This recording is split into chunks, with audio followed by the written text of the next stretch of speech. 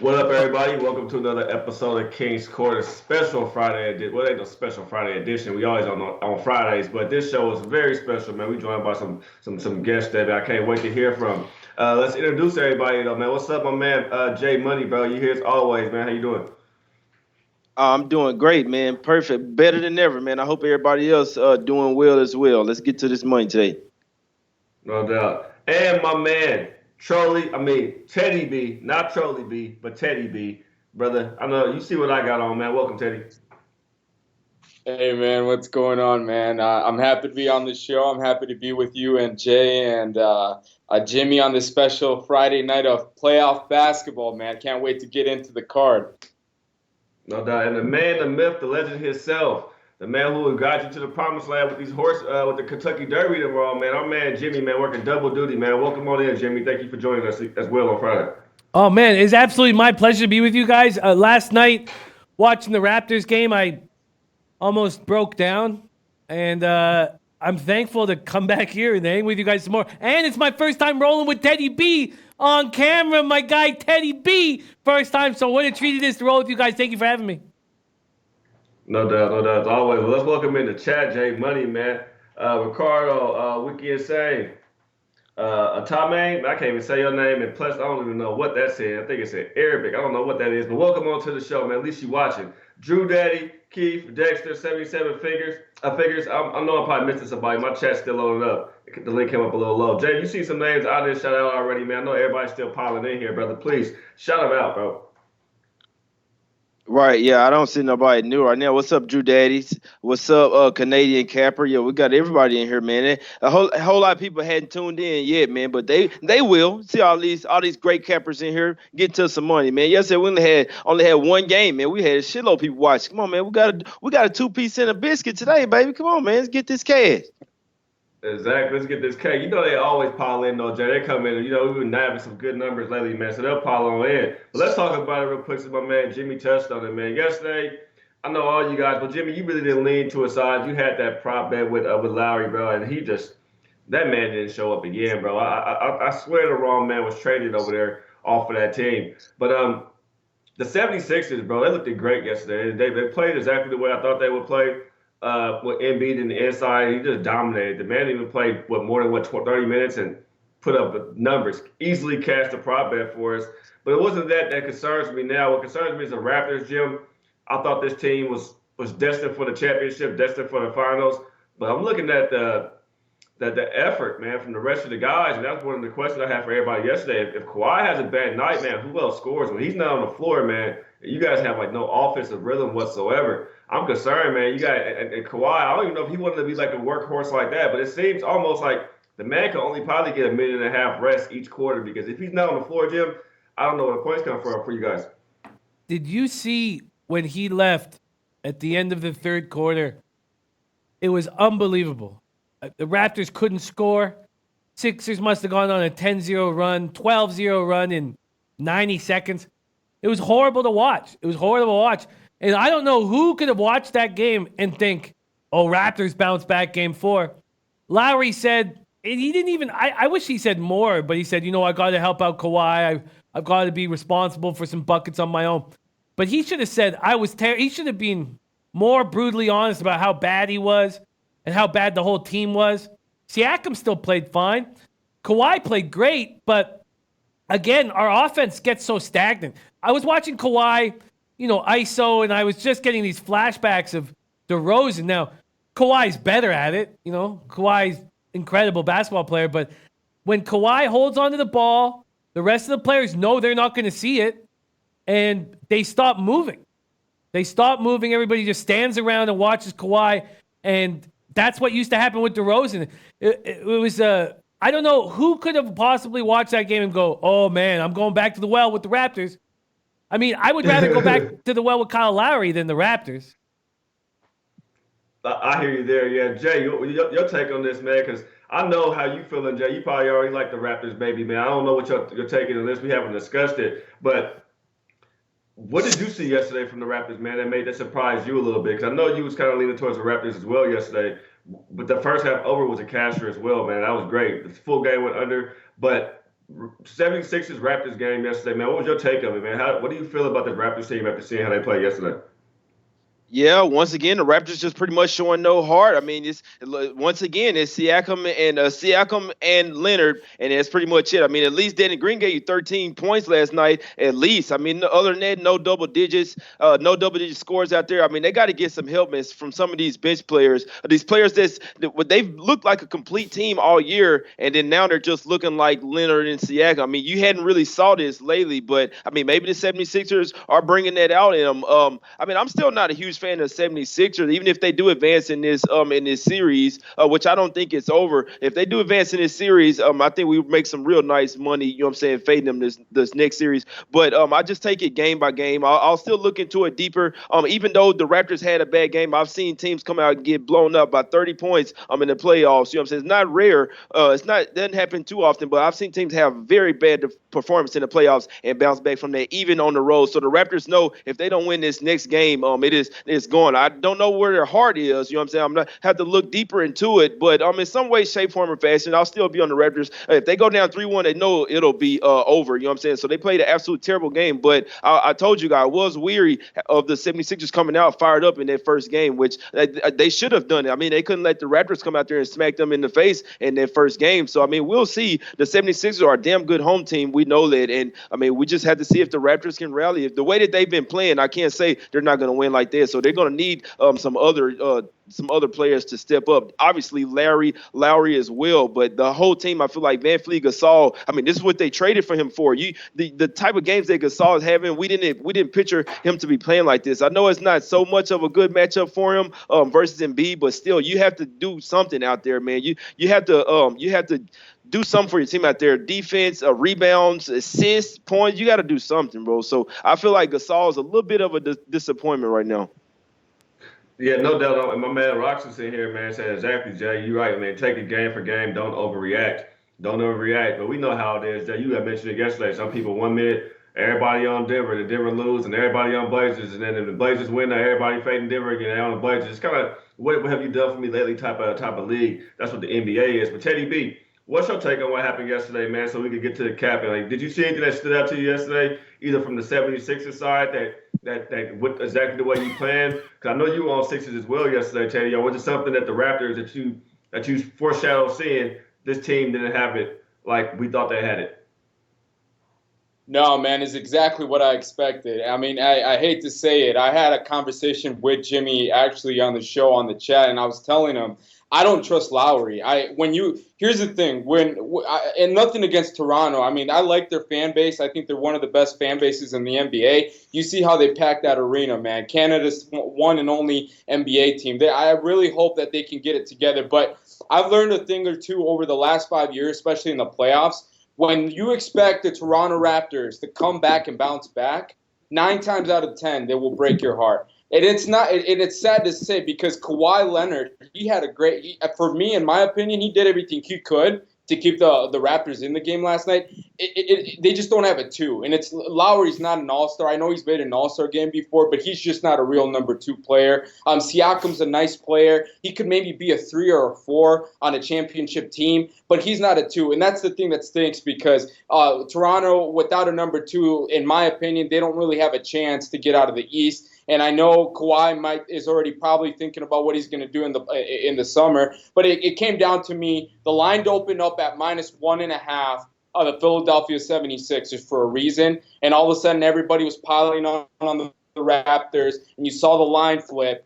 So that right away gave me a red flag. I wasn't buying it. I took the 76ers. I should have took them on the money line. We didn't even need the +2. But it's kind of what I expected.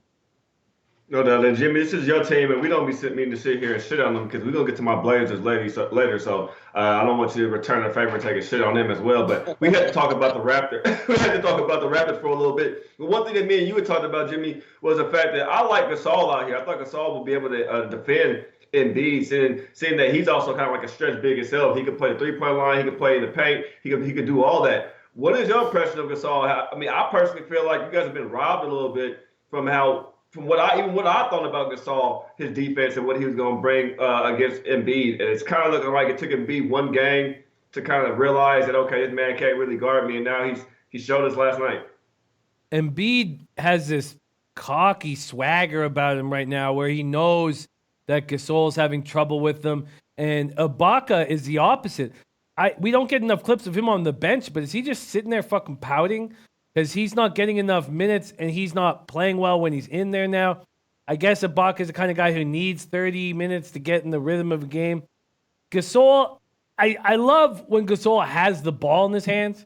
He's so smart. But Embiid, even with one leg, was doing whatever he wanted to and smiling and laughing on the court. God, it was so hard. It was so hard to watch.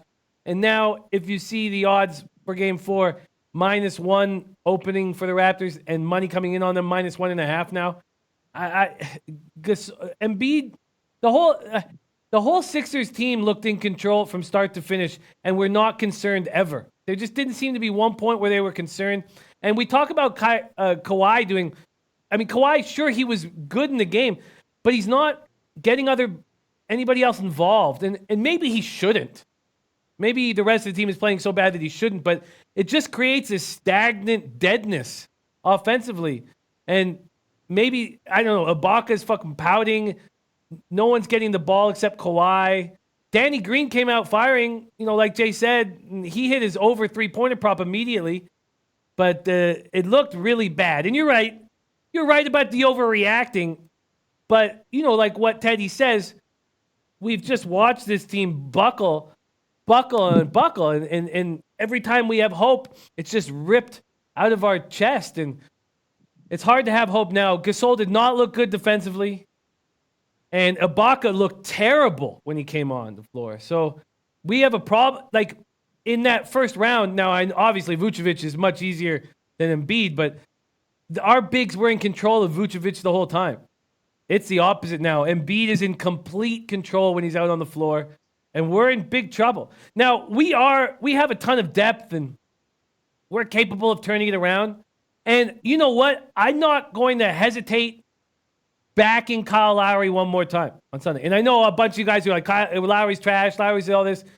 If he's going to do that again in his hometown, I mean, what? It's hard for me to imagine him to play that bad. And I've watched him for so long. And I've watched him step up at times, not often in the playoffs, but I'm not going to double up or anything, but I won't hesitate. If they put a 12.5 or a 13 for Lowry points, I'll go back to the well and take the over. I can understand you there. I can understand. I think he has performed. There's even booing him at Philadelphia yesterday, man. We got to shout out some new people who joined the chat, man. Our original faces: Aloha Eastside Roller, D Hawk, my man DK as well, Kevin Lee, WW Train, Eric JP, everybody who joined, man. While we was talking, and we missed you guys in the beginning, man. Marco said he got a boxing play for us, man. Well, shoot it out, man. We take all the best. We some degenerates around here. But let's get to the captain, though, Jay. Jay, Jimmy, and Teddy B, man. This first game, you can see what I'm rocking. You see what I'm on. Jimmy, I heard what you had to say about it earlier. Jay, I was driving home, too, picking up the sign. I heard you talking about the game as well. I have to hear what our man Teddy B has to say over here, because there's one gentleman who's been talking about Boston ever since his Los Angeles Lakers didn't make the playoffs. It's been Teddy B. He found a team. My man has found a team to stick with, man, and he was right, man. Other day, I was with Boston with you, Teddy. They lost that game, but I went right back to the well. I'm going right back to the well with you over here when it comes to Boston, man. Let me hear your breakdown of this, man. Why is this your max bet of the play today? Max bet of the day today? Yeah, no, we had a conversation, real immediately yesterday. I told you right away. I eyed this line and I thought it was too short. I'm on Boston here, and I'm going to give you guys some stats. And typically, I don't give you this many stats, but I'm going to do it just to kind of make myself feel a little better right now. So the Celtics under Brad Stevens are 19-3 against the spread as a favorite in the playoffs. They're 8-0 against the spread when favored -3 or less. C's have covered by an average of 10 points per game. Every time they win, they cover by about 10 points. Boston is 6-1 against the spread in their last 7 playoff games.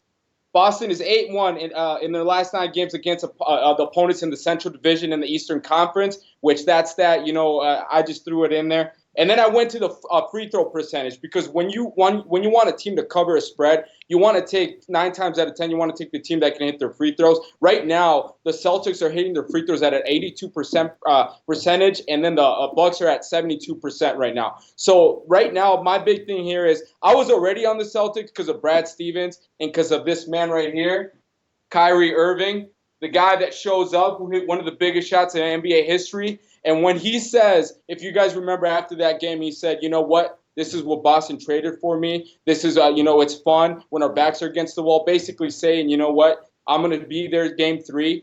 And typically Kyrie, through his history, when he has a horrible game, he bounces back big time. So Kyrie's one of my favorite players in the NBA, even though he's not a Laker, which I hope maybe in the summer he considers coming over to the West Side. But I'm on the Celtics. I took them at the money line at -130. At -2, I still would jump on it, but I have quite a bit of money on it, so I'm going to take the money line. I don't want anything to get involved with it. So another thing here, a couple stats that I brought up here. A couple of the refs. I know that this stat is kind of flawed at times, but Ken Mowers reffing the game today, and they're 20 in his last 30 playoff games. The favorites are 20-10 against the spread. And then in Mauer's playoff games, totality, they're 66-36 against the spread with 3 pushes. So as you guys can see in that sample size, when he refs the games, the favorites typically win at a good percentage. So, I mean, at the end of the day, it came down to me. The Boston's at home. We know what the atmosphere. They're a championship atmosphere. They've won a championship. The Bucks are still up and coming to me. I don't know if we're going to get the same supporting cast from the Milwaukee Bucks that we got in Game 2. I just don't see how those role players are going to be able to feed off the crowd momentum to come into Boston. I mean, this is the TD Garden, and go head to head with the Boston Celtics and Kyrie. Kyrie, one of the clutchest players in the NBA, in my opinion. So I'm on the Boston Celtics money line at -130. Man, Jay and Jimmy, when the man come in here with stats on the referees, you know he did his homework. I mean, that's some serious ass homework right there, Teddy B. You got an A+ today, brother, with those. A couple of stats you did leave out. A little Eastside Roller quickly saying more than 60% of the public is on Boston, and when Milwaukee has been a dog about 8 times, that went 7-1. I feel you on that one, but the Celtics are 7-1 straight up and ATS last 18 home games as a favorite. Boston is 24-4 versus the East at home this year, and 19-9 on the over and under at home this year. Listen, this is how I break it down, Jay. This is what I think. I mean, Teddy just gave us great stats. I have stats written down over here too. But Boston has had both of these teams. Is kind of hard to cap the first 2 games to me. It was a blowout in one game, it's a blowout in another game, so it's kind of hard if you look at the numbers.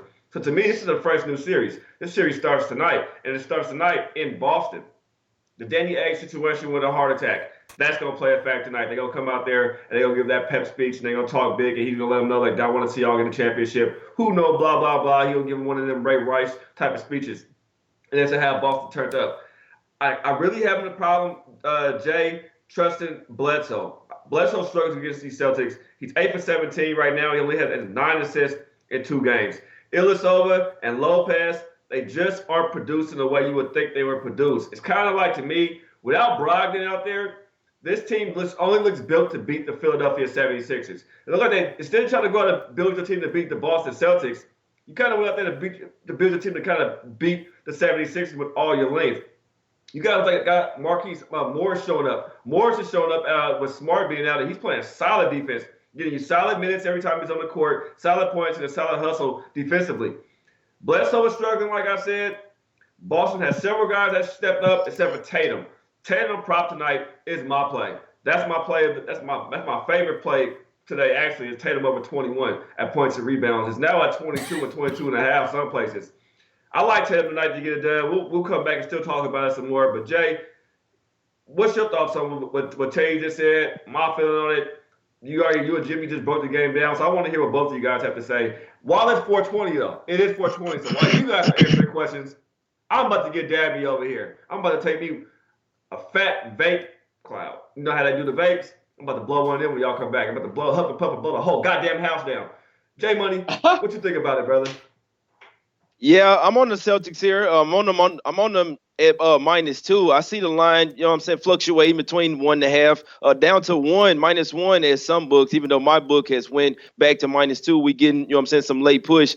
I mean, all my guys here on the Celtics, I'm on them too, but I can't say I'm a tad bit concerned. I mean, this isn't a max bet or anything for me, just standard sized unit. And I also like the Celtics the first half. They have been playing very well lately. It does scare me a little bit that it seemed like they haven't been to the house in forever. You know what I'm saying? And then the last two games they were at the house versus the Pacers, which we knew they were the much better team against, and they swept them. They struggled against the Pacers at the house, and that concerns me as well. I mean, they're 2 ATS the last 10 games at home. It just trips me out how they're playing a lot better on the road than they are at the house. But I mean, I'm still on them tonight. The fact that the line is moving the other way is not, that doesn't make me feel, that concerns me. It does, man. I do think that personally the Bucks are the better team. I do think they're going to go over there and get one of these games. It's going to be this one or the next one. But I mean, my money here is on the Celtics. You know what I'm saying? The bounce back here. We know that Kyrie had a terrible game. Not just terrible. I mean, he had a pretty bad game. You know, Francine over there sitting on the bench. You know what I'm saying? Real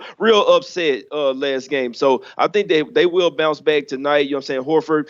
I think they're going to show up tonight. Tatum should show up tonight as well. So we're just going to see. They have to slow down the Bucks. The only thing is the Bucks have shown that they're the best team in the NBA all year. I mean, they have been a dog technically 10 times this season. They're 7 and 3 ATS in those games, but 2 of those games they weren't at full strength. So I mean, they're pretty much 7 and 1 ATS as a dog. It's just a little scary betting against them. But I do think in this particular game, I like the Celtics more in the first half. I am on them full game as well. But I'm a little bit concerned. I do think that the Bucks get one of these games in Boston. I do think they take the series. Does that concern you, Jimmy, as well? What Jay just said about in general with the Bucks, with his comments about the Bucks over there, how he's kind of iffy with the line movement, how it went up and went down and went back up. And my book has that 1.5 right now. I haven't just checked, but I opened it back up. Before we got online, it was like 1.5. And you guys are saying it's back at 2 now. The money that came back in over here on Boston. Another question for you, real quick, Jimmy. Do you think Boston just gave up that last game? They already did what they were supposed to do the first game and win the game. To me, it kind of like they just rolled over game 2. They got behind and it was like, well, whatever. I absolutely think that's what they did. And veteran teams who completely believe in themselves have penchants to do that. We've seen the Celtics do that in the regular season. I remember one game the Celtics were playing. I was trying to watch if they were communicating with each other, and they weren't even talking to each other. And it was so strange watching them, but they just have a belief that they're capable of turning it on when the time comes. And Kyrie coming off a 4 for 18 game, it just seemed like they just didn't care. They took care of the business that needed to be taken care of. They got the one win on the road. They're coming off a 4-0 sweep against a much, much easier team. But to them, they don't expect to lose a home game throughout the whole playoff. They think they're going to win every single game at the TD Garden. And I'm on Celtics money line minus 124. And obviously, when you take a money line instead of a -2, you're making a statement saying, oh, I don't have complete faith that this team's going to take care of business. And when you hear Jay Money saying, I'm not going to put too much, I'm on the Celtics, but I'm not going to put too much on the Celtics. I mean, we are concerned about the Milwaukee Bucks, but Sherigan says experience over talent. And it's this Celtics team has been there and done it. And I have faith in them to do it here. And Kyrie coming off a 4 for 18 game, I'm going to back Kyrie big. And Teddy talked about what Kyrie was saying. This is what I signed up for. This is what you live for. This is the type of basketball you want to be playing. He wants people to not have faith in him and for him to step up. I have the under in the Celtics, but I'm going to jump on 2 player props right now. I'm going to take the over 2.5 3-pointers for Kyrie Irving at minus 120. And I'm going to take let me grab it right now, the points for Kyrie Irving over, it's minus 140. Fuck, I almost wish they'd move it up so I could get okay, I don't like minus 140s. Ugh. But I'm going to take Grab that Tatum, Jimmy. I like that Tatum prop a lot, man. He hasn't showed up in 2 games. He in Boston. He should show up tonight. He should show up. It's just that if Kyle Lowry had said, "Look, that's the worst game I ever played in front of my family and my friends, and I'm so angry at myself. I'm not going to let this happen." That's the type of thing that Kyrie would say. You know, he doesn't have to because who cares? It's 1-1 in the series. But I just have faith in Kyrie stepping up here. And it's not that I don't think Tatum will. I think Kyrie at home. He's an all eyes on me guy. So I'm going to have 4, all my basketball or bets are 3/4 of a unit, but I'm going to have 4 plays here. I'm going to have Celtics money line under 219. I'm going to have Kyrie over 23.5 points and Kyrie over 2.5 threes. I like it. Teddy B, about what Jimmy just said too, I know he was on the under there. I really didn't cap the total in this game whatsoever, so I can't really tell you anything about the total on this one. I mean, I browsed it, but that wasn't really my thing. I've been on Boston since the other day. I mean, I've been saying it for like 2 days now. Boston -2, Boston -2. And like Jay said earlier, this line didn't move at all. But Teddy, anything about what Jimmy said, man, when it comes to this total, the over or the under? Yeah, no, I definitely the stats support the under. I didn't bet it because I was more focused on the side here. But Jimmy's right on. The stats do support the under. Another thing is the Celtics, to me, if they're gonna win this game, they're gonna have to slow it down. They can't go pace for pace with the Bucks, which they've been doing a good job. And if you guys remember in Game 2, it was a pretty close game midway through the third quarter. So the Celtics, it wasn't like the Bucks were dominating the whole game. I mean, they didn't dominate till the end, the halfway through the third quarter. So I think the under is a good play because I think the Celtics will try to slow it down here. They'll play good defense because we got to remember Giannis against the Celtics.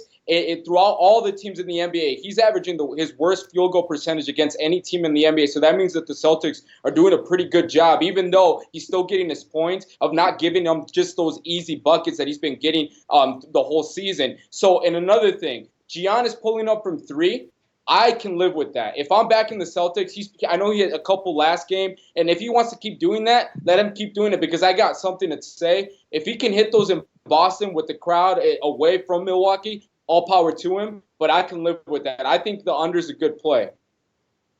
Hey, Teddy B on board with you. Jay Money, what's your thoughts on that? And I seen a real quick question in the chat. I think I missed him.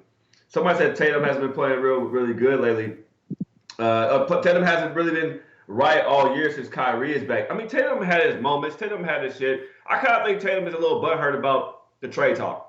I think the trade talk is kind of what threw him off out there a little bit. And also some other comment, Jay Money, I want to ask you about. Besides the under, Hayward. I mean, he hasn't really got it going either. These are 2 guys I think if Boston could get it going. Not so much Gordon, but I think for a fact a guy like Tatum will get it going at home. So I look at the Hayward prop, but I stayed away from it. But I think he gets it going tonight. He hasn't been really playing bad basketball, but he just hasn't been there the complete time. And he hasn't got back to basketball form, it feels like, Jay, to me, all year. Like, he's there. If Kyrie went down, somebody else went down, I don't know this team would be in the playoffs. It was led by Al Horford and Hayward. I also think his body is there, yet his lift isn't where it should be right now, Jay.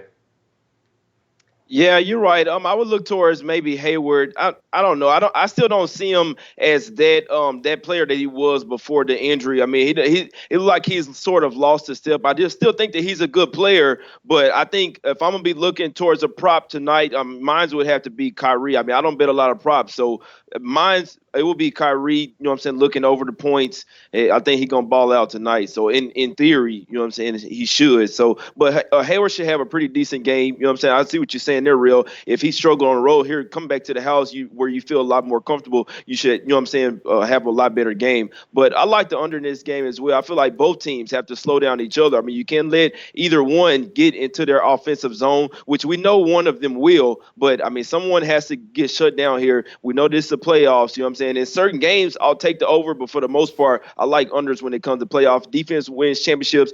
This is when teams are running plays. You know what I'm saying? Every single possession matters. You running and gunning usually doesn't always help in the playoffs unless you're just that type of team, and that's just the way that you rock. You know what I'm saying? But as far as these two very good defensive teams, and I feel like they know that you have to lock up, you know what I'm saying, one of the main players for the other team. They have to stop Giannis, then they have to stop Kyrie, and have to be very effective off the pick and rolls. You have to double team all that. So, I mean, defense is what's going to win these games. Who can stop the other superstar is pretty much who's going to win the game. So I like the under here as well. Hey, Jimmy, everybody with you on the under, man. I might have to hop on it, but I just had to be disciplined, man, for the past couple of days. I've been having to just be smart, man. Like, I was on a heater, then I cooled off, and I'm trying to get back on that heater. But I like that under, too, as well, you guys. I was watching that line dance a little bit back and forth all day, but I'm going to stay off of them. With my final plays, and we could go around, Jay, Jimmy, Max, any final takes you guys have on this game and give your plays out for it once again. I'm on the Boston a full game, -2. I'm on Tatum over 21 points and rebounds. I really the lead into the first half, Boston still, but I just have not pulled the trigger on it. But, yeah, those are my two plays on this game. I really like Boston first half, maybe even first quarter. I think first quarter they could come out. They scored 29 points, at average 28 on the year. Last few games only scored 25 first quarter points, but at home they averaged 29. Bucks, last three first quarter, they averaged 28, but the last three first quarters have averaged in 22. As we know that Boston is playing some defense and the points been down, and Boston's winning those first quarters. I really kind of like Boston first quarter, first half. It may be a late play for me, but right now, Boston full game, Tatum 21 points and rebounds over. Jay, your plays once again, brother. Hey, I'm on the Celtics first half -1, and I'm on the Celtics full game -2, and I'm on the under 219.5. Man, Jimmy.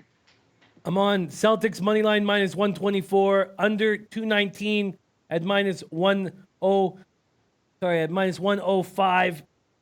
And then I'm on the Kyrie Irving over 23.5 points at -140. Kyrie Irving over 2.5 made threes at -120. I got 4 plays on this, and I feel good about it, man. I feel good, and I'm drinking. Let's eat. I'm drinking too. I got me a little tequila in the cup. Teddy B, what you drinking, man? What you drinking? I know you've been drinking since the Lakers didn't make it to the playoffs, man. I know you ain't stopped yet. But what's your plays again, Teddy? And what are you drinking, Teddy? I'm actually not drinking right now because I'm about to, after this, go meet up with some buddies and go watch the game at a bar. So I made sure that I was sober through all this capping because when you got a lot of money on the line, you want to make sure that you're not letting anything else get in the way of it. So when I say I laid a Woody on this rail, I laid a Woody on this. So I'm pretty big on the Celtics here, man. So I hope at the end of the night I can, tweet out a winner here because last night, I went 2-0, but tonight would be really nice, especially with me back in the Celtics. Why I have to come out of the East because let's think about it this way. If the Boston Celtics win tonight, they will be up and still have home court. And then if they beat the Bucks, and let's say the Sixers beat the Raptors, man, what a series we're going to get. We're going to get the Sixers and the Celtics have a clear path to the finals because they own the Sixers. Man, what a series we get. But let's not get ahead of ourselves. I'm on the Celtics money line -130. Nothing else. I only focus strictly on the side tonight. Yeah, let's not get ahead of ourselves because I got a bet with you. So I don't want to be paying you anytime soon, Teddy. So let's slow those horses down. And speaking of horses, before we start capping the Blazers game, somebody at SBR, man, y'all want to run Jimmy's stuff at the bottom of the screen? And Jimmy, you want to shout out the Derby that's going on tomorrow, man, and plug your link to your video and stuff like that, sir? Oh, I would love that. Thank you so much. This Derby, just simply put, is completely wide open. The scratch of Omaha Beach is the perfect situation if you're backing Maximum Security, the 7-horse, because Omaha Beach would have forced a 45.5, would have forced War of Will, who's going to go from the one spot, get away from the rail, and go as fast as he can off the pace. Maximum Security is going to be right on his right. Basically, with Omaha Beach out, you have these 3 Baffert horses. The 3 Baffert horses, Tacitus and Maximum Security, have similar speed figures. The fact that with the 2 scratches, Roadster and Game Winner are starting from the auxiliary gate. Every horse that comes out of the auxiliary gate, there's space to the left, and they just automatically move towards the left. And the jockey wants them to move to the rail, and they smash into the horses that are coming out of the gate, the main gate. So the horse in the main gate sees space to his right and can't help but move over to that space. The horse in the auxiliary gate, which is going to be Game Winner, is going to come in, and they're going to hit. They're going to hit, and if Game Winner and Roadster were able to get to that pace, then I'd say, okay, they're going to be okay. But that's not what they do. They run mid-pack and make one sustained bid. So basically, with those two horses and all these horses having similar speed figures, the top ones, there's a distinct disadvantage that Roadster and Game Winner have. A disadvantage. And I don't think they can overcome this disadvantage. And maybe, probably, likely, they're the two best horses in the race. But this disadvantage is too much. I like the 5 improbable. I like the 7 maximum security. I think they're going to have plum trips. And I think they're going to take care of business. I think we're going to have a big score. I'll put a link to my video, but I'll put the link at the end of this show because I don't want anyone leaving the show for that. But thank you for giving me that opportunity. I'm so pumped up about the race tomorrow. I also have a beat the bag competition, $1,000 to the winner, and it's free to enter. So I'll post that shit at the end.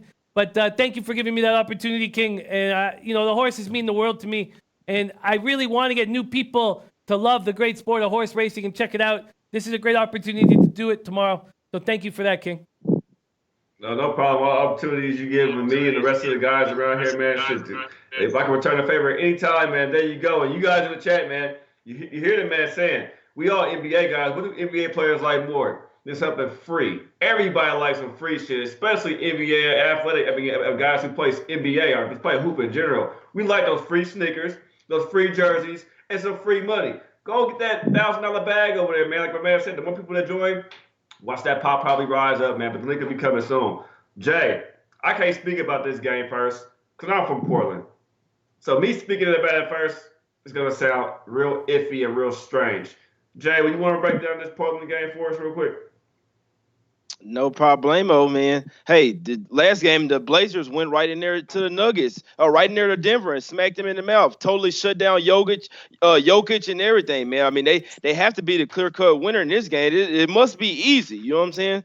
I don't think that's the case, man. The zigzag is in full effect. I know a lot of people don't like it, but I think in this series, this may be the one. Or I mean, I wouldn't be a bit surprised to see the Blazers don't win another game. They came out there and smacked, you know what I'm saying, smacked the Nuggets, punched them in the mouth, and they got complacent. They got comfortable thinking that it was just that easy for them to beat the Blazers. They had the bigs to overmatch them, and they said, nah, hell no, we're finna come out here and D y'all up, even though it cost him a price. Harkless did roll his ankle in that game, but we know that Murray and 100% for the Nuggets over there, but I still think that the Nuggets are a deeper team. I still think that their bigs are going to lean on the bigs for the Blazers. They're in Portland, which helps the Blazers, but I think that's the only thing, man. I mean, if they shut down Dame last game, I know he's going to be pissed and try to come back fired this game, but I don't think it'll happen. I think the Nuggets come out here pissed, man. I wanted to take them first quarter and first half as well, but I know that the Blazers could, you know what I'm saying, then will come out hot, but I think all in all, when it comes down to it,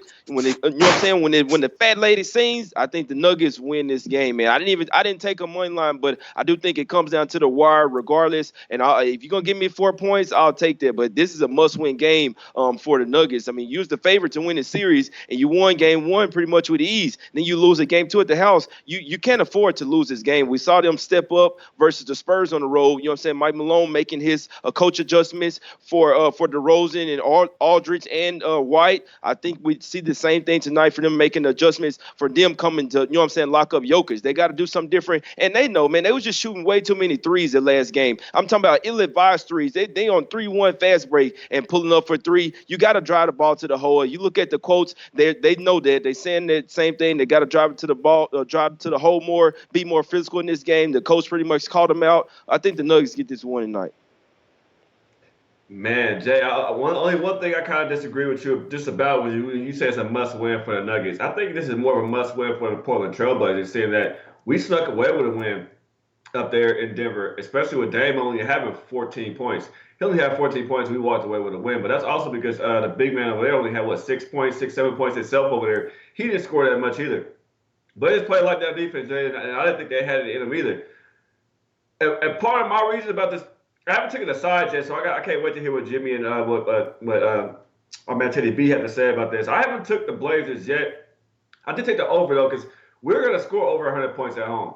I've been to so many Blazer games. I've been to so many of them. We're gonna score over 100 points at home in the playoffs tonight. So that's why I like the over. Blazers average 117 at home. Denver averages 107 on the road. Blazers are 5-0 at home last 5, 26-9 as the favorite versus the West, and 22-7 at home versus the West. The only problem I see for the Blazers right now, I mean, we have Hood playing well, Cantor playing well, Hartless.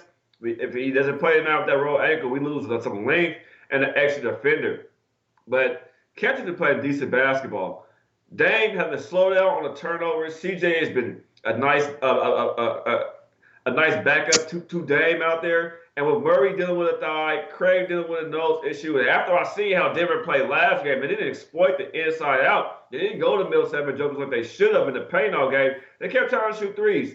Now you bring a shooter back home like Dame. He's in his arena, a place where he shoots at every game before games, and he practices at. He knows his hot spots. He knows where to shoot from.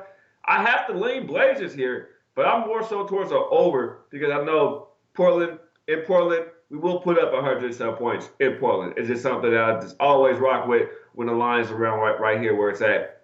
Jimmy, your take on it? This game makes me so uncomfortable. This series makes me so uncomfortable. You're dealing with this youthful Nuggets team that hasn't been there before, but it's much easier to cap the Milwaukee Bucks because they're an elite basketball team, and the Nuggets are not an elite basketball team. So this young group, I was very confident in the Nuggets getting past the Spurs, as you guys know. And games 3 and 4 in San Antonio, I was like, look at this money line opportunity we're getting. And game 3, it didn't even come close. Game 4, it was a nice win, an easy win. And I don't profit that much off of that because I lost the game 3, so it was a small profit. But then we have this Trailblazers squad where you see the look in Dame's eyes. I stayed off of game 2. I was afraid to make a move in game 2. And there was talk about the Blazers getting acclimated with the thin air, and they did.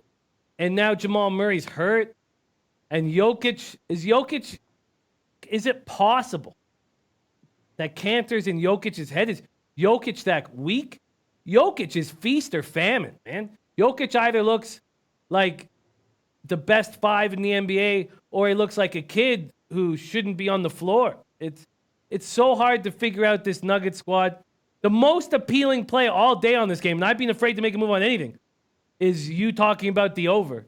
And I think I'm close to making a move on it, but I would like to hear what Teddy has to say about it. But I'm watching this line at 4.5 to 4, 4.5 to 4, and I think Blazers have to be the play. If Jamal Murray is hurt, he's hurt. I mean, clearly he wouldn't be playing if it was regular season. But this is the wrong matchup to be hurt. Like, he's in big, big trouble if he can't fully extend. And it seems like it's a real dive. He's got a real problem, and I fear the worst, man. I almost think he needs to take a game off and let the Blazers win game 3, then come back in game 4. If anybody can take advantage of a young Jamal Murray who's not at 100%, it's Dame. So I guess the more we talk about it, I'm leaning towards the Blazers now, and I'm close to making a move on the over.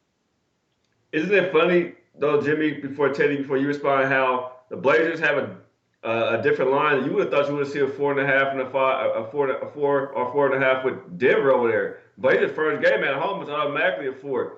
It's kind of like the bookmakers kind of wanted the Blazers to be the favorite in this series, but they knew they couldn't make it that way because they may fuck around and lose some money. Now, I don't know if they lose money. I don't know how it worked, but it kind of seemed like the Blazers kind of should have been the favorite the way they throwing the 4 over here right now, 4.5. Is that how you kind of feel a little bit, Jimmy? These two teams have been the most difficult to cap, I feel, in the playoffs. by far. And I'm hesitant. When we talk about the Celtics, it's like, I feel like I know what I'm going to get. And in game 2, there was a distinct possibility that the Celtics were going to be like, we've done our business. We got our win. Here, I need to hear you guys break these games down. This is a very difficult series, and the best thing I did in game 2 was stay away from it. And Jay Money helped me out because I almost made a move on the over in game 2, which would have lost by 35 points. So I just feel like I need to listen more than speak about this matchup. No doubt. But Teddy B, man, I'd love to hear your take on this game, man. Your take on the side and a take on the over and under, brother. Yeah, and you guys are actually going to be surprised to hear this, but if the Celtics game wasn't going on today, I would have probably had a big bet on this one. I think we're overthinking it. I think the Blazers are the play. They're 11-0 straight up at home, their last 11 games. They're right now, Dame's got them playing at a really good level at home. And it seems like over these playoffs, they've earned my hope. I mean, when Nurkic went down, I didn't know what to expect. But it seems like Dame's like, you know what? I'm a top 10 player in this league. Come on my back, and we'll keep advancing. Because I think I think the Blazers win tonight, and they usually cover at home. I can always count on Dame, CJ, those guys to hit free throws to cover the spread. Not only that, but they're 16-4 straight up at in their last 20 games, and against Denver, they're 16-3 straight up their last 19 games against Denver, at home against Denver. So, you know what? I think the play is the Portland Trailblazers, even at 4, because like I said, when I need them to cover at home, I can always count on CJ and Dame to hit those free throws. So I'm on one unit right now on Portland, and if depending on how the Boston game goes, hopefully I can load up on the Trailblazers -4. No doubt. I heard you say Dame told the guys that should just come on his back. I hope they don't come on his back. That's just a cringy vibe through me, Teddy, when you said that shit. I hope they don't want them to come on his back. Cause dang, they the kind of Dame time we talk about right there. But I'm gonna hop on this first half though, man. Blazers first half, they averaged 30 on the year first half point. Well, first quarter averaged 30 at home. First half they averaged 60. Denver averages 27 away first quarters. At first half, they average 54, but their last 3 first quarters, Denver has only put up about 46 points at average. I'm going to take a small play with the Blazers on the first half. I'm a little iffy with that 4.5, so I'm saying out there. I'm not saying the Blazers won't win the game, Jay Money and Jimmy. But, Jay, the -4, since that was kind of making you want to take Denver, Jay, or do you think Denver wins this game? Because I know you're on a +4. Is it because you think it's a close game, or you think that Denver will win, but you kind of want to have the 4-point cushion? I think that Denver wins the game. Worst case scenario, I think it comes down to the wire. Got you. I'm gonna take the first half then instead of the full Blazers game right now. I'm an in-play guy. It's the last game, so I'm going to make a play on it. But this time I'm rocking with Portland first half. I think if we come out tonight, it's going to be the first half we come out. In the first half, we should put up some points. I was looking to the first half over as well, but I feel more comfortable with just taking the Blazers first half.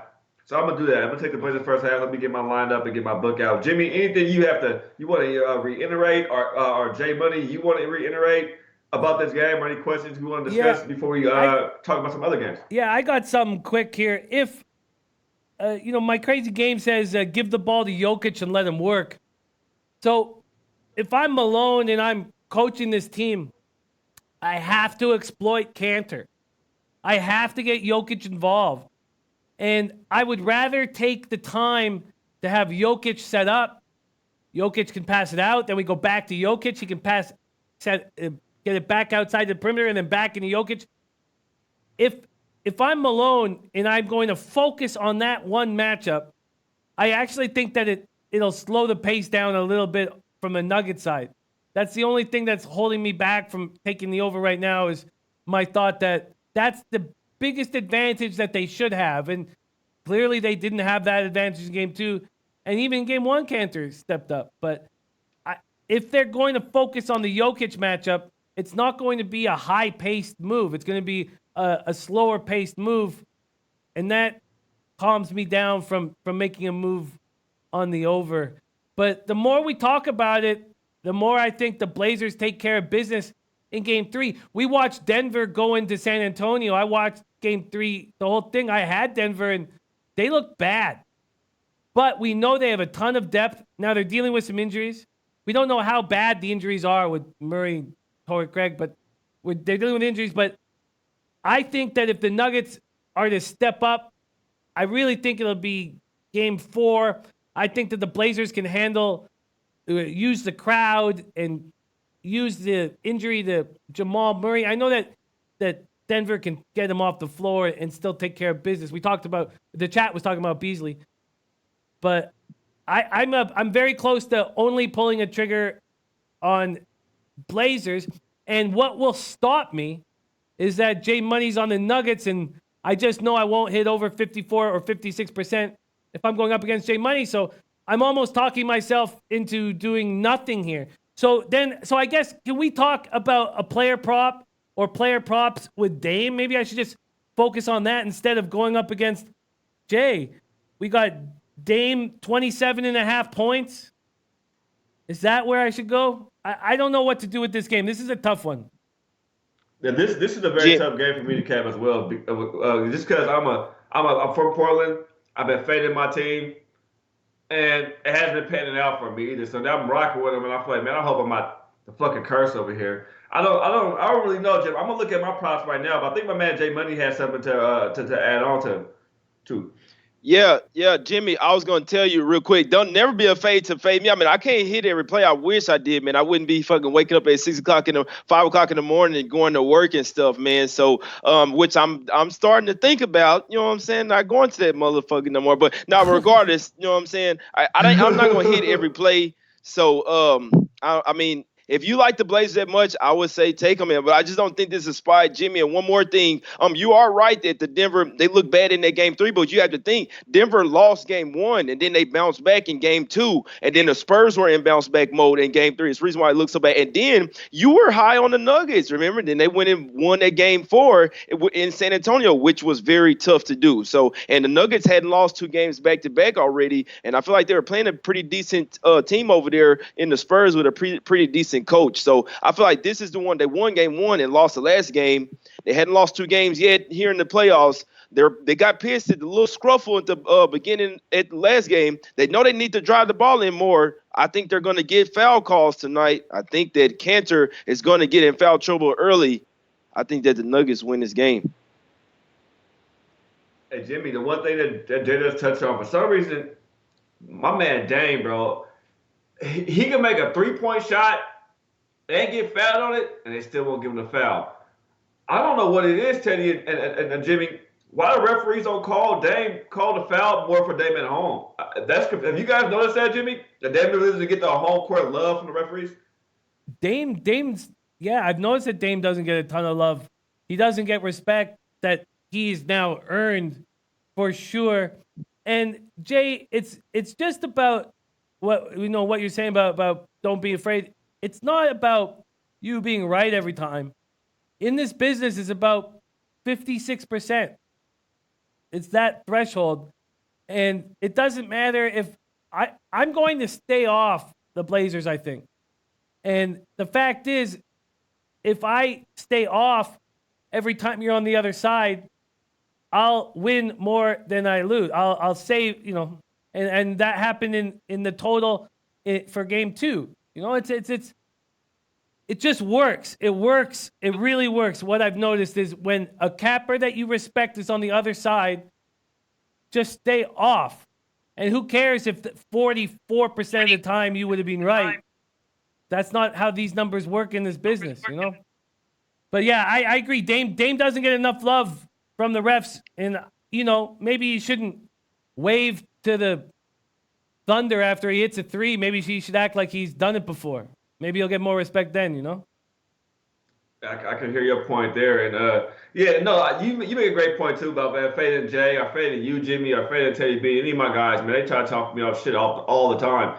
They hit me up, man, bro, you sure? I just stick to my guys, man. I feel like I got myself this far capping and making money. Not even capping, shit, just providing. That's what it is. It's about providing for my family. Because like Jay said, he let me go at 9 to 5 every day. Man, I threw my shovel and I threw my gas lines down a long time ago. I don't think I can go dig no more trenches or go hop on top of a goddamn forklift right now. Not forklift, but a backhoe or something, and go dig me some concrete and lay some pipe. If shit, I feel you, Jay. When you talk about you want to get up in the morning and be like, man, this really what I want to be doing, brother. I feel you on that one. But back to the shit over here, real quick. The game. I know we ran out of time. Teddy B, your final take on this game and your plays on it. I mean, I'm not going. I love hearing other guys talking about the Blazers because it's so tough. It's so tough for me capping the Portland Trail Blazers. This is a tough series as it is. And it's even tougher when I'm so used to losing and getting my hopes up with this team, and then they break my heart. And this is probably one of the first years in a long time that I'm looking for them to break my heart, and they're actually succeeding. So, Teddy, your thoughts, your final thoughts, and your plays on this game, and we can talk about a Saturday game tomorrow and get up out of here. Yeah, so I guess my only question to Jay is, so we trust the Denver Nuggets to go into Portland in this playoffs the way that they've been playing at home to win the game outright. I'm having a hard time back in Denver. I know that they should bounce back, but to me, I just can't trust them on the road. And this isn't San Antonio. I mean, Dame's a top 10 player, and CJ, he can shoot. So this isn't San Antonio where they only have DeRozan who shows up when he wants to. They actually have some guys that can get you buckets. So to me, I think the Blazers, I only have one unit on it, so nothing big. But I think -4 is a good play, and that's my final play on this. But, yeah, that's my only question to you guys is if you guys really trust Denver to go to this environment in Portland the way Dame's been playing this playoffs and get the outright win? I don't. I'm going to let Jay answer that while I get my plays out real quick. And, Jimmy, I know you asked about the prop, but Dame on my book is over 35 points and assists. I'm not going to take it. I think Dame goes ham, though. I was looking at that one earlier. I kind of like the Jamal Murray, though, under 19 being banged up. It's one I circled. I haven't took it yet, Jim, but I think the Dame prop, if you take just the points, probably a good bet. But my bet on this game on the Blazers, first half, let me pull up my shit out. I took the bet. So let me pull up my bet slip, pull up my bet slip. I'm on Blazers, first half, -2.5. I might take a small bet on the first quarter. Small bet, but you guys know about it by then on Twitter or whatnot. I'll tell you guys. But, yeah, I'm on the over 215. So that's my play in this. Jay, you'll take what Teddy B just said, and then Jimmy, let you close this Blazers segment out for us. Yeah, just real quick. I mean, the Nuggets have showed that they could win in Portland already this year. 11-30-18. They did beat them. I know it's a close game. They won by 1, but they pretty much owned the Blazers already in the regular season. I know it was the regular season, but they won 3 out of 4 games and damn near won the last game when they took out Jokic, Millsap, and a couple other players. Pretty much took out their whole starting lineup, and they still damn near came back and beat the fucking Blazers. It was crazy, but I do think that they can. I do think that they will go and win one of those games over there. You know what I'm saying? Game 3 or 4, they pretty much have to. That's just to answer that. But, I mean, anything can happen. I mean, the Blazers could win tonight, and then I still, you know what I'm saying, win. So if they win by 2 or 3 points, hey, that's cool with me, man. So, but we'll see what happens. But I definitely do think that the Nuggets win one of these games. And I'm hoping that tonight I'm on the Nuggets plus the 4. And I did take a small shot on the over 215 because – they did say that they're going to drive into the hole more. They know that they need to go in there and get those foul calls. You know what I'm saying? Last game, they were taking a whole lot of threes, and they weren't making. They were 6 for 29 from 3. They have to make some threes tonight, which I think they'll make more than that. And I think they'll attempt less, and they drive the ball in and get some foul calls, you know what I'm saying, get some calls on. They're going to force it inside. They have to. Their coaches all over their ass. So small shot on the over. I can't say small. And then I am on the Nuggets plus the 4, and then I'm on the Celtics minus 2, and I'm on the first half -1. I'm actually bigger on the first half than I am on the full game -2, and then I am on the under 219.5 or 220. No doubt. Good luck to you, Jay. Good luck to you, Teddy B. Jimmy, what are your plays again? And how do you feel about that prop about the Jamal Murray under 19 compared to Damon Lillard over 35.5 points and rebounds? Points and assists, I'm sorry. I like it.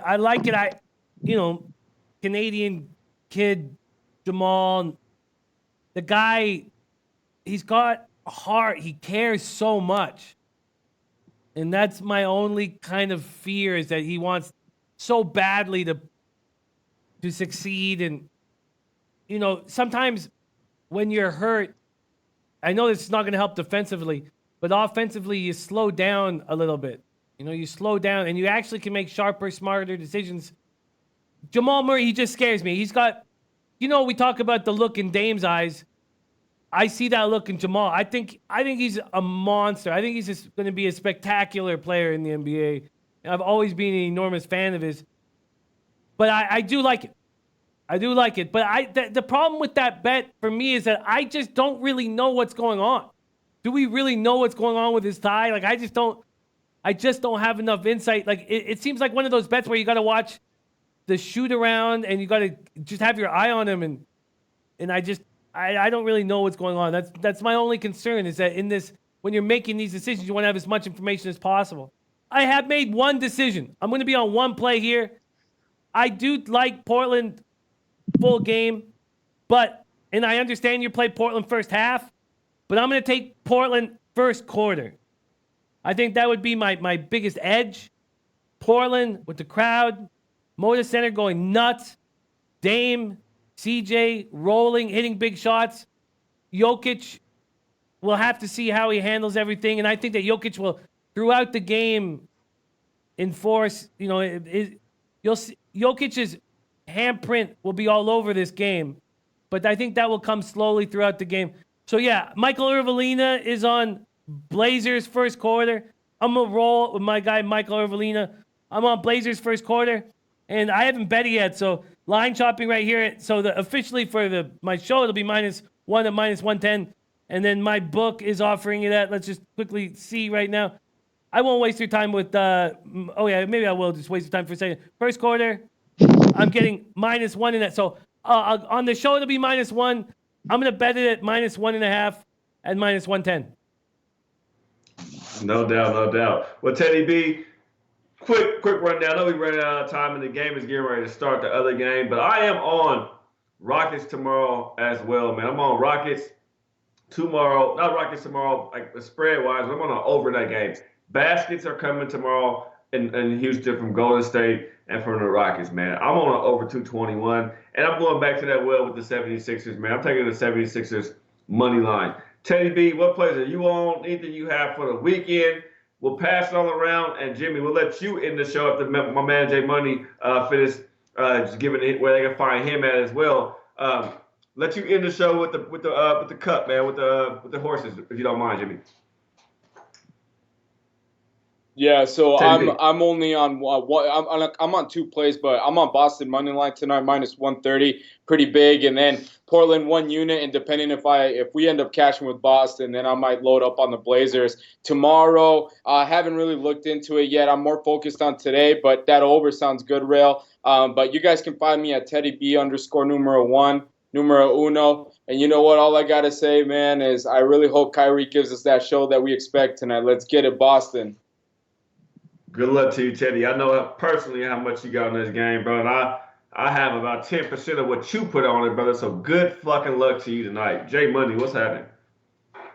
What's up? Hey, let's get this cash tonight, man. Yeah, I'm on the Celtics first half -1, and I'm on the full game -2, and I'm on the under 219.5 / 220, whatever you want to call it or whatever you want to bet it. You know what I'm saying? If you want to tell me, and I'm on the Nuggets plus the 4, and I'm also small shot on the over there. Y'all know what's up. Y'all go and follow me on Twitter at JMoneyIsMoney, and we're gonna have some big shit coming tomorrow as well. Any plays for the weekend, JD? Any leans? Leans, yeah, I lean that over with you tomorrow in the Rockets game. No doubt, no doubt. Mr. Jimmy the Bag, man, if you don't mind hitting us up with your final plays and the horses tomorrow, man. You know you got to lead us out on a Friday with a lead change, Jimmy. I would love to. First off, King, Jay, Teddy, thank you for having me on your show, man. I have so much respect for you guys. My first time to run on screen with my guy, Teddy B. Teddy B's been such an enormous asset to the Low Bag Show. And it's just, man, you crushed it on here, man. I hope we get to do more shows together. Jay Money, you're a class act, and you keep putting money into my pocket and make sure that it doesn't leave my pocket in the wrong spot. So shout out to you. And King Rail, man, you know, I've had you from the beginning. I got you forever. thank you for giving me this opportunity because I'm so excited about the goddamn Derby, man. I'm so pumped. That's all. I'm going to spend the next 24 hours just focusing on the Derby. I got a $1,000 competition for free to enter. Free beat the bag. So the first link I'm going to give you is just the program. You don't need to know anything. Just pick a horse from every race. It costs you nothing, and you can win $1,000. There is that's the program right there. The program, just to pick your horses. This is where you put those decisions. You put them right here in this contest that we're having, Beat the Bag, right here. There we go. And then if you want to study up on the Derby, I have a very detailed, some people think it's a little too detailed, but I have a very detailed video on it. And one thing about when you hammer horses is that if the four of us went to the track, I would break down a race about what I thought would happen, and it wouldn't. You might make a better decision than I make betting wise. So just listen to the breakdown and then make your own plays. Make your own plays, man. But thank you so much for this opportunity. So most importantly, King Rail, J Money, Teddy B, Leche, and Los Bookmakers.